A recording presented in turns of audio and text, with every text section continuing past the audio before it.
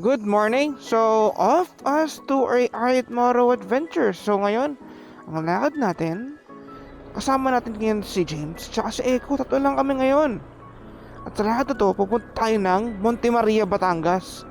Sayang nga, hindi tayo marami eh. Pero, ganun talaga, hindi nagtugma yung mga schedule namin ngayong araw na to. Nonetheless, masaya to. Kaya samahan nyo kami.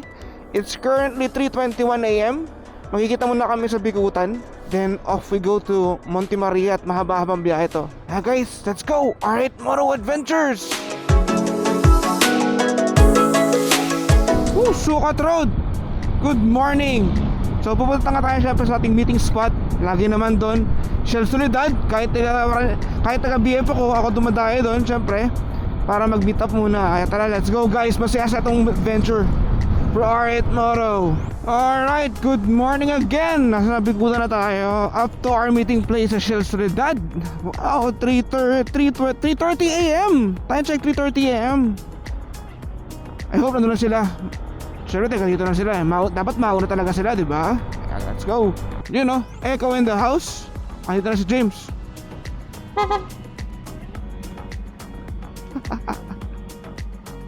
Morning. Ganda Echo ah. Maganda ka. Yun lang. Oh, naging itim na yung ano cover. Meron ka pala. Itim naman talaga yan. Tangina, pinuyo ko. Tapos pinuyo pa uli ni Jan. Tangina, tayo na. Pero parang tayo na. Yan papa. Nagpakarga muna kami ng hangin bago lumakad syempre. Para all good. Ayan oh. Echo in the house. So let's go. Alright, ano na James? Ano na kayo? Ligod ako. Alright, let's go. Off we go from Bikutan. Sabi namin, as for estimate, in 3 hours nasa Batangas kami. Let's see. Oh, roughly 7 o'clock to 8 nasa pin destination kami. At it all depends sa traffic, sa situation. At syempre may mga stopovers pa kami na malamang. Kaya let's go. We're going to Monte Maria, Batangas, guys. Oh, time check. It's currently 4:28. Ang bilis ng biyahe namin. Medyo malabag naman, guys. We're currently nasa Kabuyaw na kami. Maganda naman ang biyahe. Smooth naman. Marami na rin nagmumotor pero crowded. In no time, nasa Monte Maria na kami tatlo lang nito. Let's go. Oh, time check. It's currently 5 AM. Nasa Tanawan, Batangas na kami. Smooth na smooth ang biyahe. Woo! Marami-raming motorista pero carry. Saya naman. Sakto lang. Ay, ang tagal ko maliwa. Di pa na kami.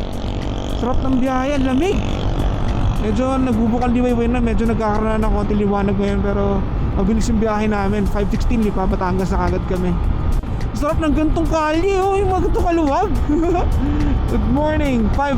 5:28 ang sarap ng kalye rito sa Batangas. Woohoo! Grabe. Pwede bang ganito lagi? It's currently 5:40 in the morning, guys. Nasa Batangas City na kami. Dulo na Startol. Ito yun. So babaybayin pa namin to. Dire-diretso pa kami papunta ng Monte Maria. So 5:40 in the morning ang biyahe namin. Currently parang nakaka 2 hours pa lang kami sa biyahe. Parang gano'n, halos 2 hours, yes. Most likely isang oras pa bago makapunta sa pin destination namin sa Monte Maria. Let's go. Santissima Trinidad. Ganda na simbahan ah. Ganda na simbahan oh. Santissima Trinidad. Tapos SM City katabi. Pagtapos nyo magsimba pwede na kayo mag-SM. Oh, ang ganda ng view. Wow, ang ganda ng view. Gusto mo ng gas? Crude oil, ganda ng view guys. Obra. Analo.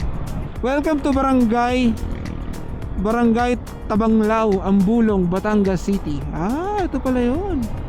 Ambulong, Tabanglao. Ganda oh. Ganda oh. Woo, ang ganda rito. Sobrang relax ito umagan to ah. Ayan si James una na. Bahala kayo dyan. Yung nga inisip ko anong bundok. Kaya yung bundok yan na guys. Comment down below anong bundok yan. Hindi eh.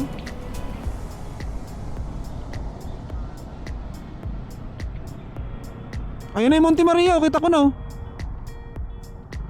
Ayun oh. Ayun oh. Ayun, yung puti. Ayun sa taas. Ayun, kita na yung Monte Maria dito. Wow, ang ganda ng view. Wow, ang ganda ng view rito. Grabe, ang ganda ng ride natin ngayon. Yan oh. Kaliwa tayo. Kaliwa, wala man palang kanan. Wow.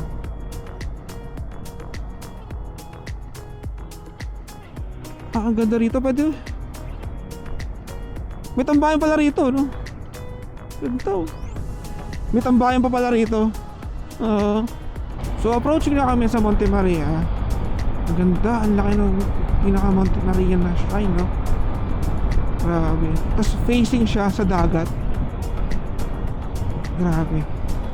Subukan natin magpunta sa loob kung open ay walkway. Tsaka ang ganda rito sa kaliwa. Ang ganda rin ng ano, ng view rito sa kaliwa. Wow.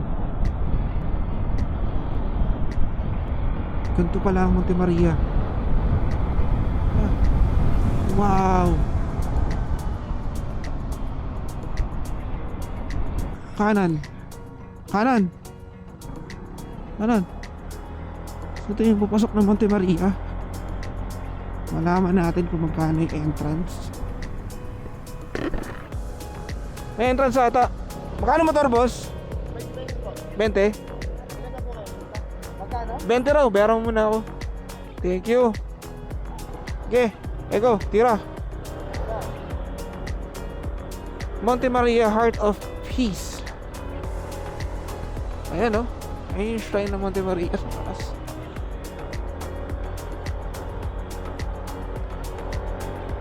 Ito yung pinaka-parking for motorcycles. Monte Maria na kami. Walking. Yun, no? Going up.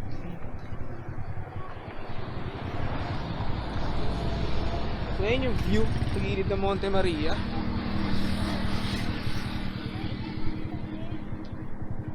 Ganda dito. Ganda, no? Ano kaya ito? Ano kaya bundok yan, no? Kaya nga. Paisip na ako anong bundok yan eh. Hindi ba? Ano lang din yan? Dun sa... Pinunta natin. Paikot lang. Paikot? Ayan na yung walk. Ayan na yung glass walkway. Ayan na yung glass walkway. Mindoro yun. Hindi pa. So scam yung mga TikTok kaya huwag ka maniniwala sa TikTok. Ayun yung glass walkway. Ito natin. Capsule Hotel. Sa mga capsule hotels. Na pero hindi pa siya open. Hindi pa. Ano pa eh. Hindi pa open yung Hindi kaya ang init yan. aircon yan syempre. Hindi pero Ano yan? glass lahat eh.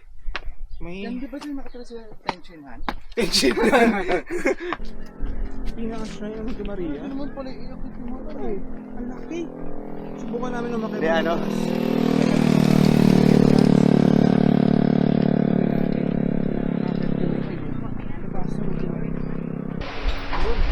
Bayad pa akyat. Bangkit. Saan dati ko yan ito? Ayun, wala. Kakat 17 kilo. Sa kamay ni Monte, yung kamay ng Monte Maria. Ito yung view sa taas. Ayun yung view sa baba. Ito yung shrine. Yung Monte Maria. So kita sa taas, yun yung glass walkway na hindi pa bukas, tsaka yung mga cube hotels. So in the future, bubuksan din nila yan. So sa ngayon hindi pa siya open sa public. Hindi pa kasi naayos yung ano ko, yung papeles ko dun sa ano, sa shareholder. Wow! Kakabayad ko lang. May shares kasi sa Eco rito ng ano eh. 150. 150? Maliit na bagay sa kanya yun. 150 per person.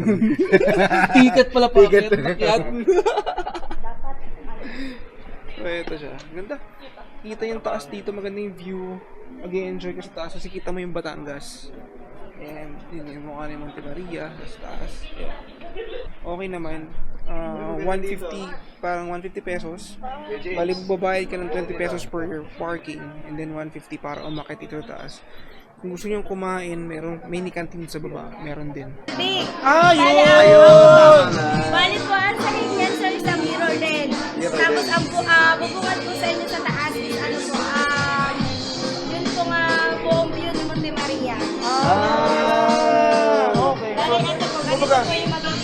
From the top ka, ito from the bottom. bottom. Top doon. Bottom doon.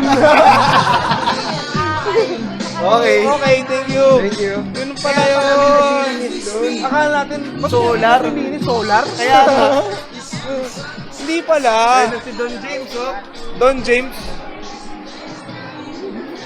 Oo nga, sayang nga to, oh. Buo na yung glass, oh. Buo na. So ito yung from view ng glass.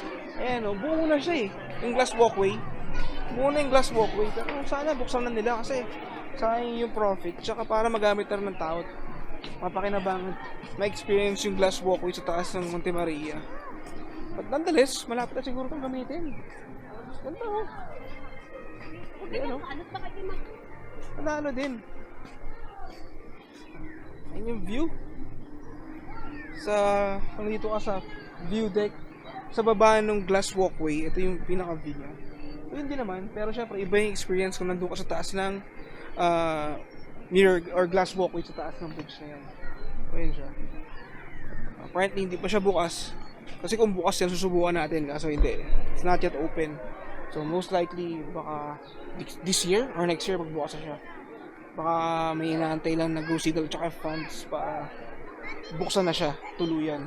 So uuwi na kami. Tapos na yung adventure namin sa Monte Maria. So nag-enjoy naman. Gear up na kami. Maghahanap kami ng kakainan. So most likely baka Tagaytay pa kami makarating, bahala na. Pero most likely doon na nga. Kaya yan sa Echo, yan si James. Kaway muna kayo dalawa. Bye! Guys, if you like this episode of Art Moro, Next adventure! if you like this episode of Art Noro Adventures, please like and subscribe to my YouTube channel. Follow me on Facebook, YouTube, and Instagram. Hanggang sa muli guys, ingat, ride safe, Godspeed. Bye!